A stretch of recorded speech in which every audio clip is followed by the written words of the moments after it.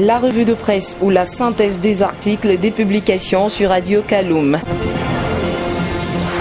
De l'économie à l'ouverture de cette revue de presse avec la fin mardi dernier de la session budgétaire de l'Assemblée nationale. Dans les colonnes de Guinée News, le budget 2018 de l'État se chiffre à plus de 21 000 milliards de francs guinéens contre 15 000 milliards en 2017. Les spécialistes notent une augmentation de plus de 5 000 milliards de francs guinéens. Cependant, ajoute notre confrère, le budget 2018 prévoit plus de 7 000 milliards de francs guinéens en investissement contre 13 000 milliards de francs en dépenses courantes. Et pour le président de l'Assemblée nationale, l'augmentation des recettes provient des efforts déployés par les services financiers responsables de la mobilisation des recettes publiques et de la pression exercée par l'Assemblée nationale. Avec Guinée News, Claude Kori-Koundiano regrette les effets pervers des derniers troubles provoqués par l'arrêt des cours dans les écoles. Outre la mort de plusieurs personnes, le président du Parlement guinéen rappelle que les manifestations de rue et les grèves sont toujours récupérées par des gens mal intentionnés. Parallèlement, Soleil FM Guinée.net réchauffe le discours de Kiridi Bangora à la session budgétaire de l'Assemblée nationale. Le budget 2018 du ministère de l'Agriculture chute de plus de 29% et se chiffre à plus de 324 milliards de francs guinéens, avec plus de 129 milliards de francs en investissement.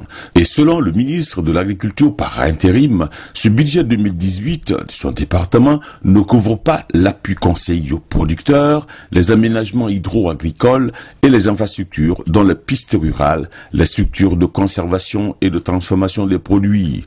Or, le développement rural concerne plus de 70% de la population guinéenne. Avec Kiridi Bangora et Soleil FM Guinée.net, plus de 3344 hectares ont été attaqués en 2017 par des criquets puants, de mouches de fruits, de chenilles légionnaires et urticantes et de mildiou. Plus de 218 hectares de pommes de terre et 128 hectares de maïs ont été touchés en Moyenne-Guinée. 1425 hectares ont été affectés dans la région de Kindia. Et ces attaques ont affecté 5472 ménages dans 132 villages. Et sur le fil de Soleil FM Guinée.net, la production céréalière prévisionnelle 2017-2018 est estimée à plus de 3 millions de tonnes, soit une hausse de 5,6% par rapport à la production totale de la campagne agricole 2016-2017. Le manioc en production pour la campagne 2017-2018 avoisinerait les 2 millions de tonnes, soit une hausse de 9%. Soleil FM Guinée.net, qui s'en fait l'écho, titre d'ailleurs sur le renforcement de l'encadrement des finances publiques en Guinée. La Guinée s'aligne sur les bonnes pratiques internationales en matière de réforme des finances publiques. La loi relative à la validation des comptes des comptables publics 1958-2010 et la loi portant amendement à la loi 075 sur la gouvernance financière des sociétés et établissements publics ont été adoptées par les députés. Et puis, quand avec Guinée7.com, le gouvernement n'entend pas du tout lâcher prise face aux soupçons de corruption à l'encontre des dirigeants du groupe BSGR, eh bien, la Guinée va continuer sa collaboration avec la justice internationale, ajoute Soleil FM Guinée.net. De passage, le site Radio Environnement Guinée traite de l'environnement marin en Afrique de l'Ouest et du danger des médicaments de la rue sur la santé en Afrique. Médias, fermeture et réouverture des radios privées en Guinée, Soleil FM Guinée.net colle à la réaction du PEDN de Lansana Kouyaté qui parle d'un moyen d'intimidation du pouvoir en place. À l'opposé, le directeur général de l'ARPT soutient que la fermeture de certaines radios privées pour non-paiement des redevances n'a rien à voir avec le chef de l'État. Antigou Shérif révèle d'ailleurs à Guinée News que la majorité des radios privées ont leur licence expirée. Mieux, ces radios privées doivent plus de 6 milliards de francs guinéens à l'État et certaines radios ont déjà commencé à payer leurs redevances. L'objectif de la RPT est de régulariser le secteur des radios et télécommunications avant le début de 2018. Soleil FM Guinée.net, qui traite du dossier, ouvre la page politique de la revue de presse. À la une, Cellou Dalein Diallo de l'UFDG fait état des difficultés pour le choix des têtes de liste au communal 2018. Le leader de l'Union des forces démocratiques de Guinée tient surtout à la discipline et au consensus pour le choix des candidats.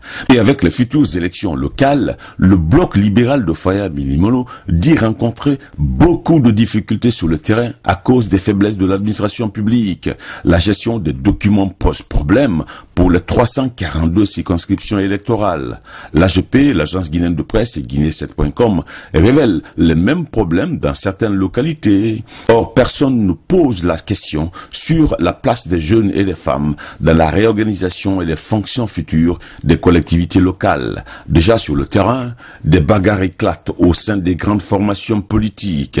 De violents affrontements ont opposé mardi dernier deux groupes rivaux du RPG autour du choix des candidats pour la mairie de Kérouané. Un café près du siège du RPG a été mis à sac et 2 personnes auraient été prises en otage. Même crise ouverte à Banankoro, écrit Guinée News. Des jeunes frondeurs du RPG sont descendus dans les rues mercredi pour exiger le départ du coordinateur local du parti. La zizanie dans le choix des candidats crée des frustrations au sein du RPG arc-en-ciel. Enfin, du social, attention au mariage scellé via Internet. Une fille de l'abbé se fait fiancer sur Facebook et sa famille perd 15 millions de francs guinéens emportés par le prétendu fiancé sur Facebook. La jeune fille MTD et sa famille ont été victimes d'arnaques sur Facebook, conclut Guinée News. C'était la revue des publications aux presses hebdo sur Radio Kaloum.